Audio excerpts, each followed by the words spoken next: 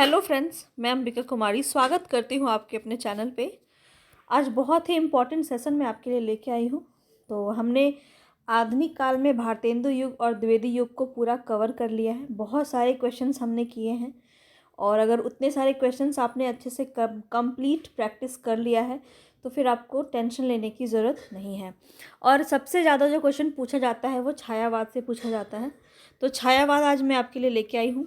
साथ ही साथ राष्ट्रीय सांस्कृतिक चेतना और हालावाद से संबंधित प्रश्न हम यहाँ पे देखेंगे। बहुत ही ज़्यादा नंबर ऑफ़ क्वेश्चंस मैं आपके लिए लेके आई हूँ और इतने ज़्यादा क्वेश्चंस करने के बाद आपको कहीं से भी क्वेश्चंस छूटने वाला नहीं है। तो पूरे सिस्टमैटिक वे में मैं आपको क्वेश्चन प्रैक्टिस करवाऊँगी। तो हम सीरियल वाइज लेके चल रहे हैं। तो अभी तक आपने मेरे चैनल को सब्सक्राइब नहीं किया है तो जल्दी से प्रेस कीजिए बटन और ऑल पे क्लिक कीजिए बटन पे, ठीक है, ताकि मेरे सभी वीडियो के आपको नोटिफिकेशन मिल सके। आप सब्सक्राइब कर देते हैं लेकिन ऑल बटन पे क्लिक नहीं करते, इस वजह से आपको मेरा नोटिफिकेशन हो सकता है ना मिलता हो। तो अच्छे से सब्सक्राइब कीजिए चैनल को और पसंद आ रहा है तो लाइक कीजिए। मैं बता दूं ये किसके लिए इम्पॉर्टेंट है। तो जहाँ पे भी आपका साहित्य पूछा जाता है वो सब जगह आपका इम्पॉर्टेंट है, चाहे बीपीएससी टीआरई हो, ठीक है, या DSSB हो या फिर बिहार एस्टेट हो, ठीक है, बिहार एस्टेट हो। इसके अलावा जितने भी एनवीएस हो, केवीएस हो, नेट जीआरएफ हो, कहीं का भी क्वेश्चन आपको यहाँ पे देखने को मिलेगा। और आप देख सकते हैं पहला ही क्वेश्चन हमारा DSSB पीजीटी में पूछा हुआ क्वेश्चन है। तो जितने भी आपको PYQ है वो सब मैं करवा रही हूँ, जहाँ से भी क्वेश्चंस आपके बनते हैं और आज तक जितने क्वेश्चंस बने हैं इस टॉपिक से रिलेटेड वो सब क्वेश्चन हम यहाँ पे देखेंगे। तो बिल्कुल भी स्किप ना करें, आपकी प्रैक्टिस बहुत ही बेहतरीन करवाऊंगी, इसकी गारंटी मैं लेती हूँ। चलते हैं आगे हम अपने क्वेश्चंस की तरफ। तो यहाँ पे पूछा जा रहा है छायावाद के 4 स्तंभों में से कौन से एक नहीं है। तो कौन से एक नहीं है, तो पहले हम ये देख लेते हैं कि कौन कौन से हैं। नहीं में हमें बहुत ही सॉलिड क्वेश्चन होता है ये, इसका मतलब ये होता है कि 3 आंसर हमारी तरफ होते हैं। तो पहले हम उसे देख लेते हैं। तो छायावाद के 4 स्तंभ कौन कौन माने जाते हैं? जयशंकर प्रसाद, सुमित्रानंद पंत, निराला और एक होते हैं महादेवी वर्मा, ठीक है, महादेवी वर्मा। ये हमारी होती हैं 4 स्तंभ माने जाते हैं। कौन सा नहीं होगा यहाँ पे? तो ए ऑप्शन आपका बिल्कुल सही हो जाएगा। छायावाद में अज्ञेय नहीं शामिल है। अज्ञेय की बात की जाए तो वो तार सप्तक की प्रयोगवादी कवि में आते हैं, ठीक है, तार सप्तक की भूमिका उन्होंने बहुत अच्छे से निभाई है। और प्रयोगवाद जब हम पढ़ेंगे तब हम बहुत ही अच्छे से अज्ञेय को कवर करेंगे, ठीक है। चलते हैं अभी नेक्स्ट क्वेश्चन की तरफ। देखिए यहाँ पे आप देख लीजिए 4 स्तंभ में अज्ञेय नहीं है, ठीक है। छायावाद के प्रमुख 4 स्तंभ कौन कौन से हैं? जयशंकर प्रसाद, निराला, सुमित्रानंदन पंत और महादेवी वर्मा। अज्ञेय जो है वो प्रयोगवाद के प्रवर्तक माने जाते हैं और 4 तार सप्तकों का प्रकाशन उन्होंने किया है। इस पर हम आगे चर्चा करेंगे। चलते हैं आगे। राम की शक्ति पूजा के विषय में कौन सा कथन असत्य है, ये हमें बताना है। राम की शक्ति पूजा किसकी? सबसे पहले तो यही क्वेश्चन पूछा जाता है। तो निराला की है, ये हमें ध्यान रखना है, निराला की है, ठीक है। अब आगे हम चलते हैं अपने ऑप्शंस की तरफ। तो पहले हम देख लेते हैं यहाँ पे क्या होगा। राम की शक्ति पूजा का सुझाव जामवंत ने दिया, तो बिल्कुल यहाँ पे ये जो है बिल्कुल सही है। हमें असत्य बताना है, ठीक है। तो ये वाला जो ऑप्शन है ये बिल्कुल सही है। राम को रावण पर विजय का वरदान देवी से प्राप्त हुआ था, ये भी बिल्कुल सही है। राम की शक्ति पूजा का कथानक रामचरितमानस पर आधारित है, देखिए ये इस पे आधारित नहीं है, तो यहाँ पे ये आपका गलत हो जाएगा। राम की शक्ति पूजा के राम मानव अधिक है और ईश्वर कम है, तो देखिए यहाँ पे आपका जो है मानवीय रूप राम का दिखाया गया है राम की शक्ति पूजा में, जो काफ़ी निराश और हताश हो जाते हैं ये देख के कि रावण जो है उनको देवी का वरदान प्राप्त है, लेकिन बाद में वो जो है शक्ति की पूजा करते हैं और फिर उन्हें वरदान मिलता है। तो इस तरह से ये पूरा आप राम की शक्ति पूजा जब आप पढ़ेंगे तब आप और बेहतर तरीके से इसको समझ पाएंगे। तो यहाँ पे आपको खैर समझ में आ गया होगा, ठीक है। चलते हैं नेक्स्ट क्वेश्चन की तरफ। राम की शक्ति पूजा 1936 ईस्वी में और इसका कथानक जो है बांग्ला कृतवास रामायण पर आधारित है। ध्यान रखेंगे ये किस पर आधारित है, तो हमने बहुत ही पहले राम काव्य जब हम कर रहे थे भक्ति काल में तब मैं आपको बताई थी कि बांग्ला ग्रंथ है एक कृतवासी नाम के कवि ने इसको लिखा है, कृतवास रामायण, ठीक है, बांग्ला ग्रंथ है और इसी पर आधारित है राम की शक्ति पूजा, रामचरितमानस पर आधारित नहीं है। इतनी बात आपको क्लियर हो गई। आगे चलते हैं। आगे हमारा है कामायनी की यह कथा केवल एक फैंटेसी है, कामायनी के संदर्भ में यह कथन किसका है। देखिए, ये जो आपका कथन पूछा गया है ये बहुत ही इंपॉर्टेंट कथन है, इससे क्वेश्चन आपका कई बार पूछा गया है। तो गजानन माधव मुक्तिबोध यहाँ पे राइट ऑप्शन हो जाएंगे, ऑप्शन नंबर बी। कैसे, तो यहाँ पे देख लीजिए,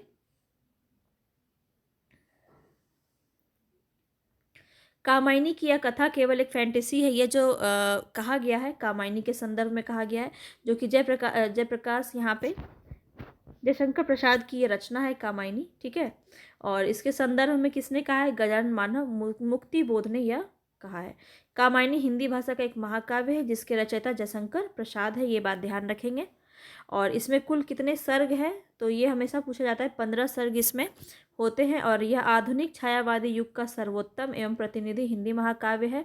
और प्रसाद जी का यह अंतिम काव्य रचना 1935 में प्रकाशित हुआ और ये अंतिम है, ये भी आप ध्यान रखेंगे। 15 सर्ग है इसमें। और प्रथम सर्ग क्या है, चिंता, और अंतिम सर्ग है आनंद। और इनकी अन्य रचनाओं पर अगर हम एक बार नज़र डालें,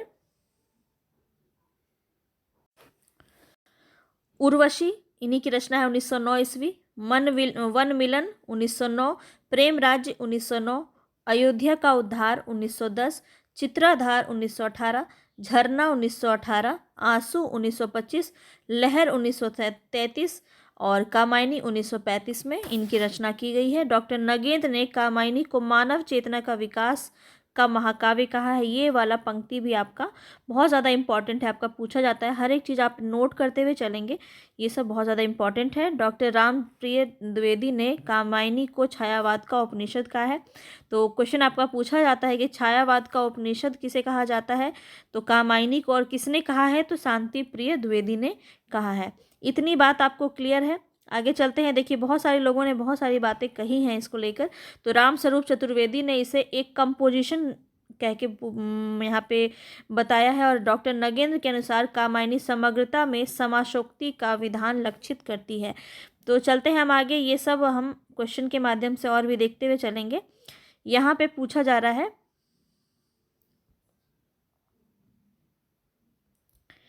देखिए यहाँ पे क्वेश्चन आपको एक बार अच्छे से दिख जाए इसीलिए मैं थोड़ा सा नीचे कर दिया मैंने।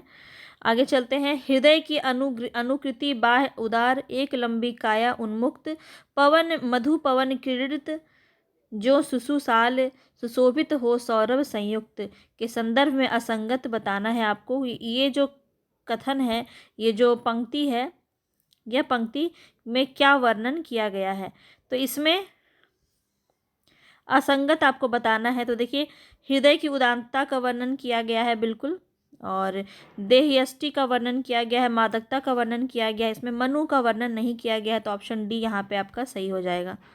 ठीक है, चलते हैं आगे नेक्स्ट क्वेश्चन में।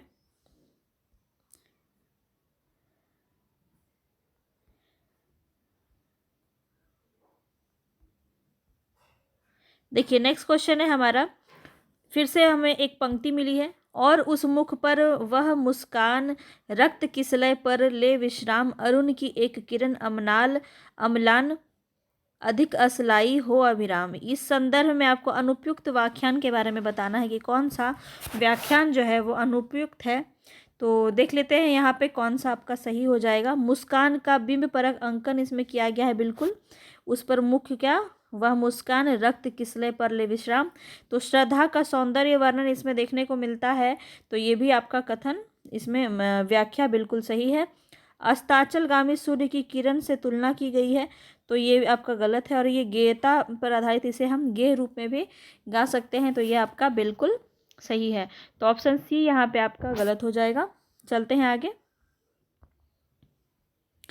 देखिए, डॉक्टर नगेंद्र ने कामायनी की चेतना मूलतः व्यक्तिवादी अध्यात्मवादी चेतना है, ऐसा कहा है। कामायनी की अपनी सीमाओं के बावजूद अपनी हिंदी साहित्य की एक गौरवशाली उपलब्धि है। यह जो कथन है आपका पूछा जाता है, और डॉक्टर नगेंद्र का कथन है ये। और जयशंकर प्रसाद के चित्राधार में इनकी ब्रज भाषा में रचित कविताएं संकलित हैं। जयशंकर प्रसाद की प्रथम पुस्तक उर्वशी है या एक चंपू काव्य है। देखिए उर्वशी से क्वेश्चन आपका पूछा जाता है कि चंपू काव्य इनमें से कौन सा है, तो ध्यान रखेंगे। नेक्स्ट क्वेश्चन पे चलते हैं। काफ़ी इंपॉर्टेंट क्वेश्चंस मैं आपको करवा रही हूँ और यहाँ से ही आपका क्वेश्चंस फंसेगा और काफ़ी गलत भी हो जाता है, तो मैं आपको ये सारे क्वेश्चंस इसीलिए करवा रही ताकि आप ध्यान से इसको एक बार प्रैक्टिस कर लें। डॉक्टर रामविलास शर्मा ने राम शक्ति पूजा में किन 2 कविताओं का सार तत्व माना है। यहाँ पे हमें बताना है कि रामविलास शर्मा के द्वारा बताना है राम की शक्ति पूजा में किन 2 कविताओं का सार तत्व माना जाता है। तो यहाँ पे राइट ऑप्शन क्या हो जाएगा हमारा, तुलसीदास और सरोज स्मृति। तुलसीदास और सरोज स्मृति यहाँ पे राइट ऑप्शन हो जाएगा। डॉक्टर रामविलास शर्मा ने राम की शक्ति पूजा में 2 कविता तुलसीदास और सरोज स्मृति का सार तत्व माना है। तुलसीदास के बारे में हम यहाँ पे देख लीजिए, थोड़ा सा जान लेते हैं पहले सूर्यकांत त्रिपाठी निराला के बारे में। बहुत ही इम्पॉर्टेंट को यहाँ पे बात मैं आपको बताऊंगी, तो आप ध्यान से सुनिएगा और चाहे तो आप इसको नोट कर सकते हैं, ठीक है, चाहे तो आप इसको नोट कर सकते हैं। यहाँ पे सूर्यकांत त्रिपाठी निराला 1897 से 1962 इनका समय माना जाता है। हिंदी में मुक्त छंद के प्रवर्तक माने जाते हैं। सबसे पहला पॉइंट तो यही है, इसको आप नोट कर लें कि हिंदी में मुक्त छंद का प्रवर्तक सूर्यकांत त्रिपाठी निराला को माना जाता है। निराला ओज, ओदांत और विद्रोह के कवि माने जाते हैं। दूसरा पॉइंट है ये आपका, इस सबको आप नोट कीजिए। अगर आप पेंसिल और कॉपी लेके नहीं बैठे हैं तो फिर कोई फ़ायदा ही नहीं है, क्योंकि ये सब आप भूल जाएंगे। आप इसको लिख लेंगे तो आपको ये याद रहेगा, इसको आप रिवाइज कर सकते हैं। और ये सब जो है ना सीधा सीधा आपका यहाँ से क्वेश्चन उठ के आएगा, इसलिए मैं आपको इतना ज़ोर दे के बोल रही हूँ और बता रही हूँ, ठीक है। तीसरा पॉइंट आप लिखेंगे, निराला ने कवित्व को हिंदी का जातीय छंद कहा है। निराला ने कवित्व को हिंदी का जातीय छंद कहा है। निराला की अगर प्रमुख कृतियों की बात करें तो अनामिका, परिमल, गीतिका, तुलसीदास, एक मिनट रुकिए, मैं अच्छे से यहाँ पे आपको कवर कर देती हूँ। अनामिका, परिमल, गीतिका, तुलसीदास, जूही की कली, कुकुरमुत्ता, अनिमा, बेला, नए पत्ते, अर्चना, आराधना, गीत कुंज, सांध्य काकली, ये सब जो रचना है ये किसकी है, तो निराला की है। इसको भी आपको ध्यान रखना है, ठीक है। इसके बाद अगर हम देखें, एक एक पॉइंट यहाँ पे बहुत ज़्यादा इम्पॉर्टेंट है। निराला ने परिमल की भूमिका में लिखा है कि मनुष्यों के मुक्ति की तरह कविता की भी मुक्ति होती है। ये किसने कहा है, निराला ने कहा है। परिमल अपनी परिमल रचना जो है उनकी भूमिका में लिखा है इन्होंने। और आचार्य रामचंद्र शुक्ल के अनुसार बहुवस्तु स्पर्शनी प्रतिभा निराला जी में है, ऐसा किसने कहा है, रामचंद्र शुक्ल ने कहा है। ये सब क्वेश्चन आपका पूछा जाता है, ठीक है। निराला कृत सरोज स्मृति 1935 ईस्वी में हिंदी का सर्वश्रेष्ठ और प्रथम शोक गीत माना जाता है, ये भी आपका बहुत ही इंपॉर्टेंट है। और लास्ट आपका जो पॉइंट यहाँ पे है, निराला को छायावाद का सलाका पुरुष भी कहा जाता है, ये भी आप ध्यान रखेंगे। इस एक एक्सप्लेनेशन से आपको लगभग 10 से 12 क्वेश्चन देखने को मिलते हैं, तो ये सब आप अच्छे से नोट कर लीजिए, बहुत ज़्यादा इम्पॉर्टेंट है। कुछ भी छोड़ना आपके लिए हानिकारक हो सकता है। आगे चलते हैं। राम की शक्ति पूजा कविता मूलतः किस संकलन से लिया गया है, यह हमें बताना है। तो यहाँ पे डी ऑप्शन आपका बिल्कुल सही हो जाएगा, अनामिका से लिया गया है।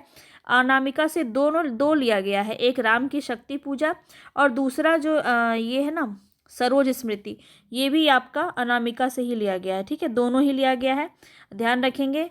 देखिए, और इनका हम बार बार रिपीट करेंगे ताकि हमें याद हो जाए। राम की शक्ति पूजा, मेरा उद्देश्य सिर्फ आपको क्वेश्चन और आंसर कराना नहीं है, मैं आपको याद करवाना चाहती हूँ ताकि आप, मेरा मेन उद्देश्य है कि आप अपनी जॉब ले सकें, इसी के लिए हम यहाँ जुड़े हैं। तो बेहतर तरीके से हर एक चीज़ जो मैं करवा रही हूँ उसको ध्यान से सुने और नोट करें, तो बेशक आप बहुत ही अच्छे तरीके से आप अपने पेपर को क्वालिफाई कर सकते हैं और जॉब पा सकते हैं, ठीक है। कवि मूलतः अनामिका 1938 में द्वितीय संस्करण में संकलित है। निराला का प्रथम काव्य संग्रह अनामिका 1923 ईस्वी में, और प्रथम संस्करण तथा अंतिम काव्य संग्रह सांध्य काकली है। निराला की प्रथम कविता अगर कहें तो जूही की कली है। इसे महावीर प्रसाद द्विवेदी ने अपनी सरस्वती पत्रिका में लेने से मना कर दिया था। ठीक है, तो मुक्तक काव्य शैली के प्रवर्तक माने जाते हैं, ये भी बात आप ध्यान रखेंगे निराला। तथा इनकी अंतिम कविता की अगर बात की जाए तो पत्रोत्कंठित जीवन का विष बुझा हुआ है। ये वाला जो कविता है इनका, ये बहुत ही, ये अंतिम कविता है और क्वेश्चन आपका यहाँ से पूछा जाता है। इसके अलावा मैं बात करूँ निराला कृत अनामिका जो है 1938 ईस्वी में संकलित महत्वपूर्ण कविताएं, इसमें कौन कौन सी है, तो ध्यान रखेंगे यहाँ से क्वेश्चन आपके बन जाते हैं। तो अभी जैसे मैंने आपको बताया, सरोज स्मृति 1935, सम्राट एडवर्थ के प्रति, प्रेयसी, राम की शक्ति पूजा, रेखा, तोड़ती पत्थर, सच है, निराला के भक्ति भाव से पूर्ण गीत अनुमा अनिमा में संकलित हैं, परिमल। तो देखिए जितना मैंने आपको यहाँ तक बताया, ठीक है, सच है तक जितना भी बताया, ये सब आपका अनामिका में ये सारी संकलन किए गए हैं। ठीक है, तो राम की शक्ति पूजा पूछा जाए, सरोज स्मृति पूछा जाए, चाहे तोड़ती पत्थर, ये तीन बहुत ज़्यादा आपके इम्पॉर्टेंट है। तो ये सब आपके संकलित किस में किए गए हैं, अनामिका में किए गए हैं, ध्यान रखेंगे। और इसके बाद परिमल में जो आपके संकलित हैं उसमें कौन कौन से हो जाएंगे परिमल में, तो अधिवास, जूही की कली, बादल राग, संध्या सुंदरी, विधवा, भिक्षुक, पंचवटी प्रसंग, ये सब आपका इसी में संकलित है, किसमें, तो परिमल में। ठीक है, और निरालाकृत तुलसीदास जो है 101 छंदों में रचित खंड काव्य है, इसको भी ध्यान रखेंगे। तुलसीदास बहुत ही ज़्यादा इंपॉर्टेंट है, 1938 में प्रकाशित हुआ।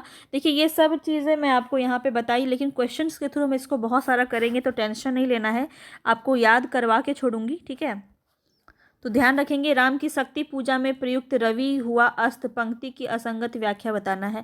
तो रवि हुआ अस्त पंक्ति की व्याख्या कौन सी सही है, तो तीन ऐसे हैं जो सही है, तो वो सब हम देख लेते हैं। सूर्य के अस्त होने का वर्णन है, बिल्कुल सही।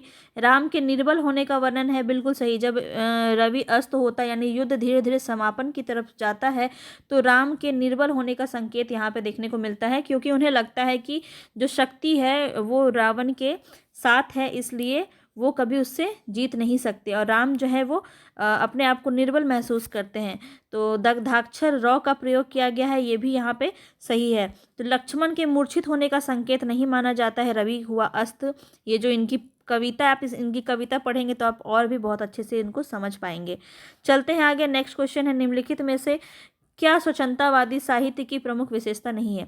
स्वच्छंदतावादी साहित्य की बात की जा रही है, तो देखिए यहाँ पे यह बाह्य जगत को अधिक महत्व देता है। देखिए बाह्य जगत को अधिक महत्व नहीं देता है, तो आपका पहला ही यहाँ पे गलत हो जाएगा, तो ऑप्शन ए ही आपका राइट ऑप्शन हो जाएगा। आगे भी देख लीजिए, बहुत इंपॉर्टेंट है कि हम इनकी विशेषताओं को अच्छे से समझ लें।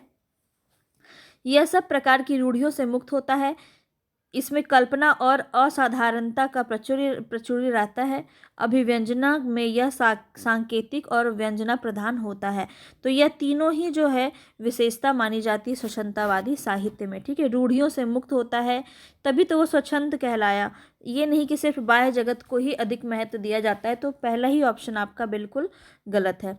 चलते हैं आगे। प्रकाशन वर्ष की दृष्टि से बताना है कि कौन सा इसमें से सही है। तो ये सभी जो रचना है ये किसकी है, तो महादेवी वर्मा की रचना है ये सभी। ठीक है, और इसमें हम ये ही तीन ऑप्शन में यहाँ बता सकते हैं, तो हमारा ये ऑप्शन पहला ही सही हो जाएगा, सांध्य गीत, नीरजा, रश्मि और निहार। तो हम देख लेते हैं इसका प्रकाशन वर्ष। सांध्य गीत हमने देखा है 1936 में प्रकाशन वर्ष है इसका, और यहाँ पे देखिए नीरजा जो है आपका 1935 में है, रश्मि आपका 1932 में है, और निहार आपका 1930 में है। ठीक है, तो हमने देखा यहाँ पे बड़े से छोटे की तरफ हमें बताना था।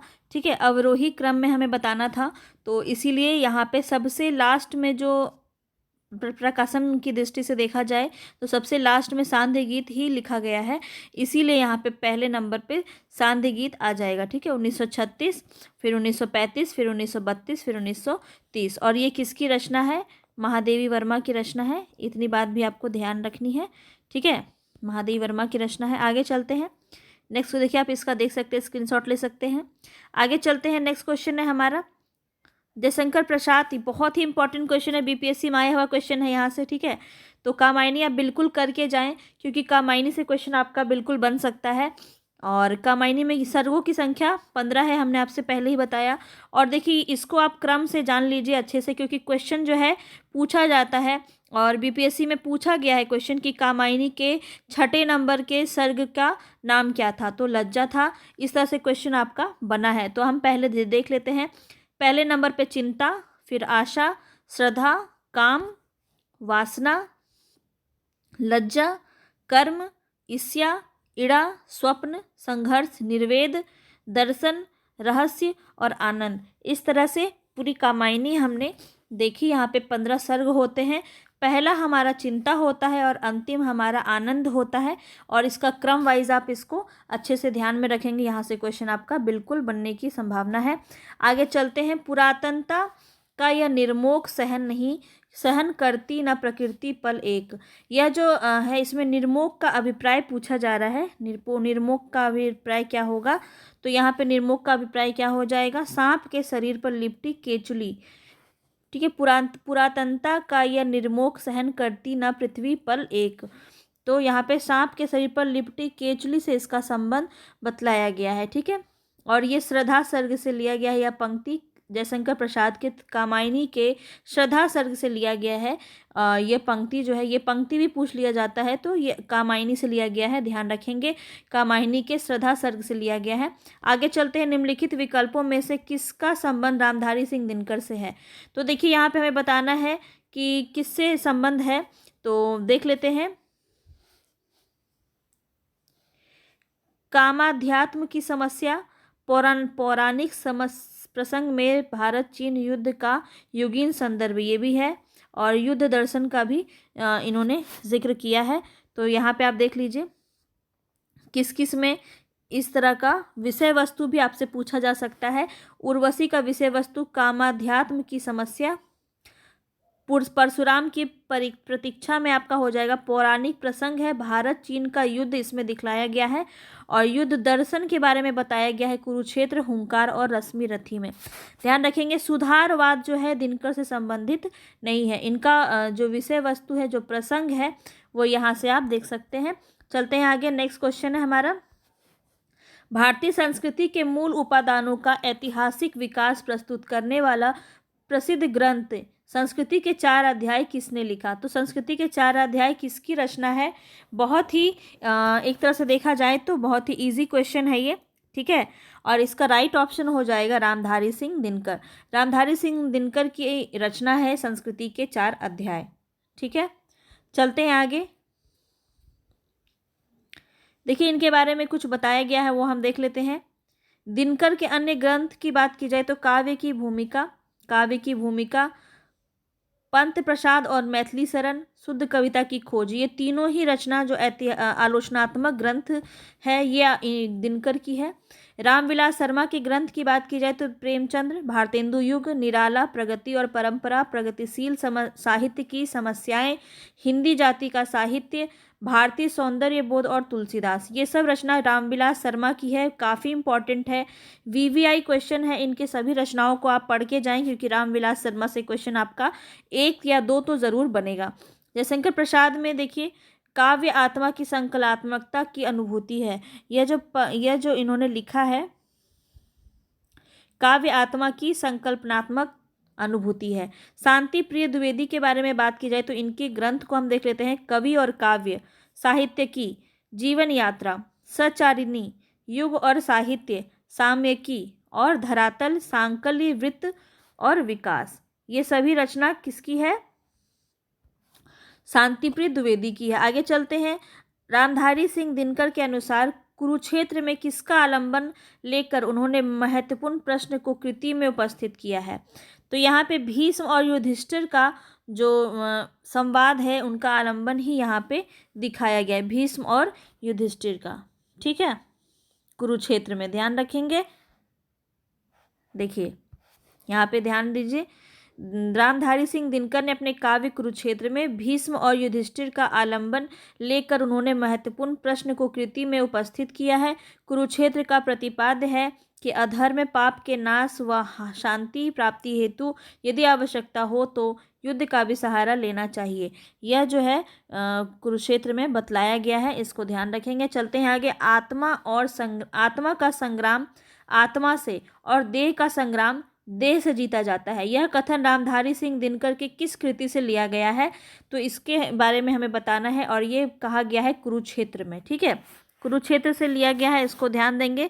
जिसमें भीष्म और युधिष्ठिर के माध्यम से धर्म रक्षा हेतु युद्ध की आवश्यकता सिद्ध की गई है, ठीक है, कि युद्ध कैसे करना चाहिए, यह क्यों आवश्यक है, यह किस तरह से युद्ध को जीता जाना चाहिए, यह सब जो है बात कुरुक्षेत्र में किया गया है रामधारी सिंह दिनकर की रचना। चलते हैं आगे नेक्स्ट क्वेश्चन पे। देखिए बहुत ही अच्छे लेवल के क्वेश्चंस आपको देखे जाते हैं। आप देख सकते हैं यहाँ झारखंड पीजीटी हिंदी में आया हुआ क्वेश्चन है ये। प्रस्तुत पंक्तियाँ किस कृति से ली गई है वो हमें बताना है। देखिए यहाँ पे बहुत ज़्यादा जो है पंक्ति से क्वेश्चन आपका पूछा जाता है, इसीलिए ध्यान रखेंगे। यह व्यक्तिक भोगवाद से फूटी विष की धारा तड़प रहा है जिसमें पड़कर मानव समाज यह सारा। तो यह जो पंक्ति है किस कृति से ली गई है यह हमें बताना है। और यहाँ पे राइट ऑप्शन हो जाएगा यहाँ पे कुरुक्षेत्र, ठीक है, ये कुरुक्षेत्र से लिया गया है। इस व्यक्तिक भोगवाद से फूटी विष की धारा तड़प रहा है जिसमें पड़कर मानव समाज यह सारा।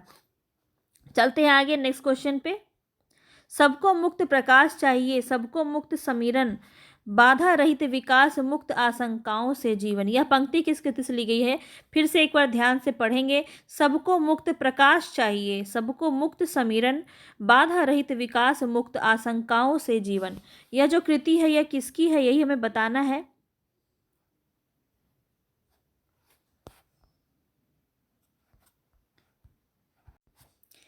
तो ये भी जो है आपका कुरुक्षेत्र से लिया गया है। राइट ऑप्शन नंबर सी आपका हो जाएगा, ठीक है। चलते आगे। कुरुक्षेत्र के प्रथम सर्ग का प्रारंभ किस पंक्ति से होता है। कुरुक्षेत्र देखिए बहुत सारे आपको जैसे बिहार स्टेट में भी आपको देखने को मिलता। कुरुक्षेत्र से संबंधित जितने भी क्वेश्चन है यहाँ पे आप देख रहे हैं बहुत ज़्यादा इंपॉर्टेंट है और बहुत ही प्रसिद्ध रचना है। हर क्वेश्चन आपको ये जो चैप्टर है ये आपको सिलेबस में देखने को मिलेगा कुरुक्षेत्र से। तो यहाँ से आपको क्वेश्चन बढ़िया से लगाना है। प्रथम सर्ग का प्रारंभ किस पंक्ति से होता है वो हमें बताना है। तो यहाँ पे राइट ऑप्शन हो जाएगा हमारा कौन रोता है वहाँ, यहाँ से संबंधित है। ये जो पंक्ति यहीं से स्टार्ट होती है प्रथम सर्ग की, वह कौन रोता है वहाँ, ठीक है। तो ऑप्शन सी यहाँ पे आपका सही हो जाएगा। आगे चलते। कुरुक्षेत्र का मुख्य प्रतिपाद्य क्या है ये बताना है।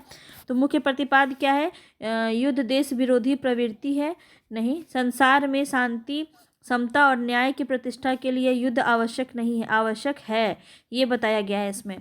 तो ये भी गलत हो जाएगा। युद्ध सदैव मनुष्य विरोधी होता है, बिल्कुल भी नहीं। यहाँ पे जब तक संसार में सद्भावना शांति समता और न्याय की प्रतिष्ठा नहीं होती तब तक युद्ध अनिवार्य है, बिल्कुल। यही बात समझाने के लिए दिनकर जी ने यह रचना की है कुरुक्षेत्र की। चलते हैं आगे। 1946 में लिखा प्रबंध काव्य है, ध्यान रखेंगे कुरुक्षेत्र। आगे चलते। रश्मि लोक के रचयिता कौन है। रश्मि लोक के रचयिता कौन हो जाएंगे, रामधारी सिंह दिनकर। रामधारी सिंह दिनकर प्रमुख कवि आपके इसमें माने जा रहे हैं, ठीक है। और इनकी अगर हम रचना की बात करें दिनकर की, तो संचेता, सपनों का धुआं, रेणुका, हुंकार, रसवंती, सामधेनी और बापू। बापू भी इनकी रचना है, कंफ्यूज नहीं होंगे। तो यहाँ पे एक और सियाराम शरण गुप्त की भी रचना बापू मानी जाती है और रामधारी सिंह दिनकर की भी रचना है बापू, तो कंफ्यूज नहीं होंगे। आगे चलते हैं। दिनकर की किस कृति का कथानक कर्ण है। अब कर्ण से किसमें जो है यहाँ पे कर्ण जो नायक है वो किस कथानक का है, किस रचना का है। तो रश्मि रथी यहाँ पे राइट ऑप्शन आपका हो जाएगा। तो यहाँ पे एक बार आप देख लीजिए इसको, इसका एक्सप्लेनेशन बहुत ज़रूरी है। रश्मि रथी 1952 ईस्वी, ध्यान रखेंगे। रामधारी सिंह दिनकर का एक खंड काव्य है जिसका कथानक कर्ण है। अन्य रचनाएं भी राष्ट्रीय सांस्कृतिक चेतना तथा प्रगतिवादी कवि रामधारी सिंह दिनकर की है। कुरुक्षेत्र 1946 में एक प्रबंध काव्य है, ध्यान रखेंगे, ठीक है। रश्मि रथी खंड काव्य है, कुरुक्षेत्र जो है वो प्रबंध काव्य है जिसका कथानक है युधिष्ठिर, ठीक है। कथानायक कौन है, युधिष्ठिर है। और उर्वशी जो है उर्वशी एक गीति नाट्य है जिसका कथानायक है पुरूरवा। पुरूरवा। परशुराम की प्रतीक्षा 1963 में लिखी गई है और इसका कथानायक कौन है? ऋषि परशुराम। ध्यान रखेंगे तो यहाँ पे कितनी बातें आपको बताई गई है, जितने भी कथानायक हैं। यहाँ पे रश्मि रथी का जो नायक है वो कौन है? कर्ण है। और बात की जाए अगर कुरुक्षेत्र की तो कौन हो जाएंगे? युधिष्ठिर हो जाएंगे।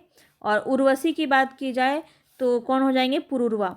और परशुराम की प्रतीक्षा की बात की जाए तो परशुराम यहाँ पे नायक हो जाएंगे। चलते हैं आगे। ये अगला जो हमारा कथन है इसको देख लेते हैं।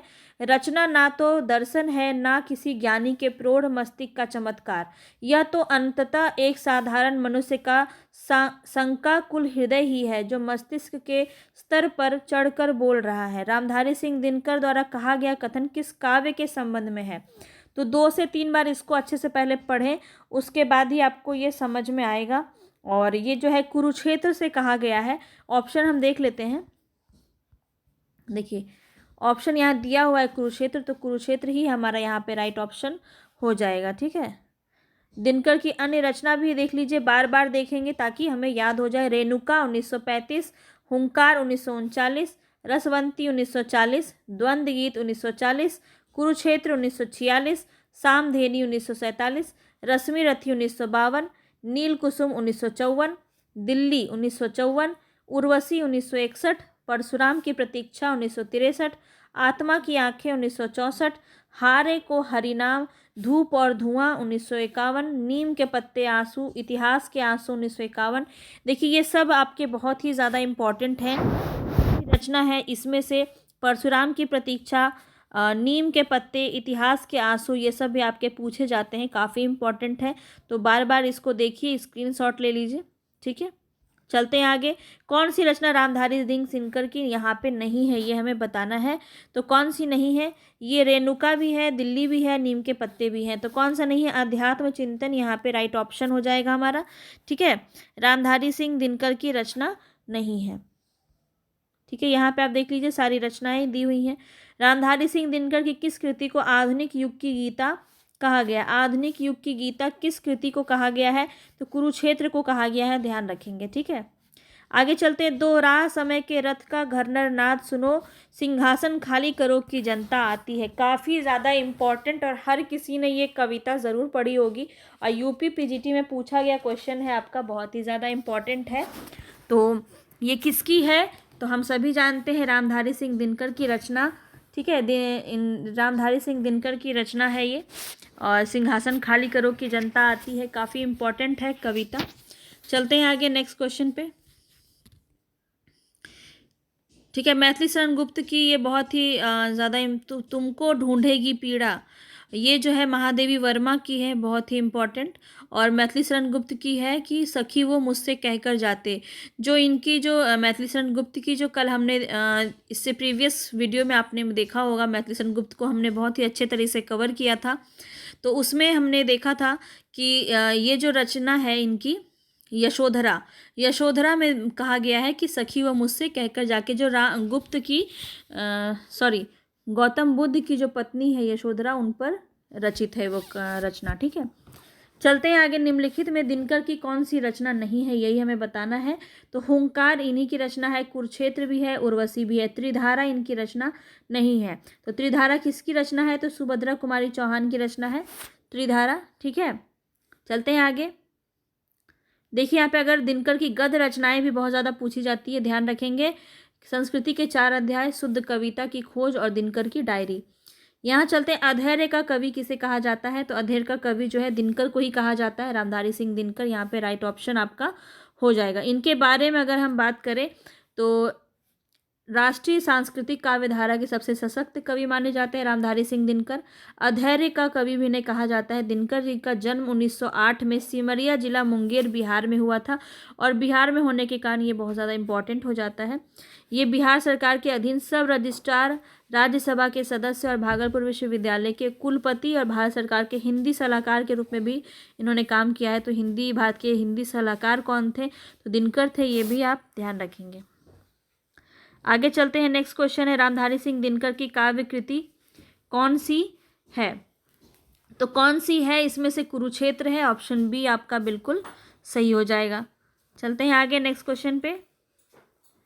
बैठे हुए सुखद आतप में मृग रोमंथन करते हैं, वन के जीव विवर से बाहर हो विषवृंद विचरते हैं। तो यह जो पंक्ति है काफ़ी इम्पोर्टेंट है, और इसमें अगर देखा जाए तो किसका वर्णन किया गया है इस पंक्ति में, तो ये रश्मि रथी में परशुराम आश्रम का वर्णन किया है। परशुराम का जो आश्रम है वहाँ पे किस तरह का मनोरम वातावरण है, इस पर जो है इन्होंने बताया है। ठीक है, रश्मि रथी खंड काव्य से लिया गया है, और रश्मि रथी जो है सूर्य का सारथी, यह रचना जो है रामधारी सिंह दिनकर की है, और 1952 में इसकी रचना हुई थी।